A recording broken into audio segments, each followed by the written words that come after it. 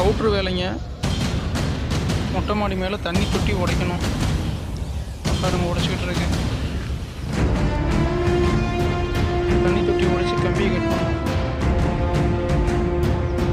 கம்பியை கட் பண்ணிட்டு இங்கே பாருங்க இந்த இடத்துல ஒரு ஓப்பனாக. ஆனால் இது என்னன்னா காங்கிரீட்டு, அந்த சேஃப்டி லாக்கர் மாதிரி போட்டுருக்கேன். தண்ணி தொட்டியை ஒரு சைடு ஃபுல்லாக அப்படியே கட் பண்ணி காங்கிரீட் உடைச்சி விட்டு டேங்க் உள்ள அப்படியே சொல்லுற மாதிரி அந்த காங்கிரீட் இதை உடைக்கணும்.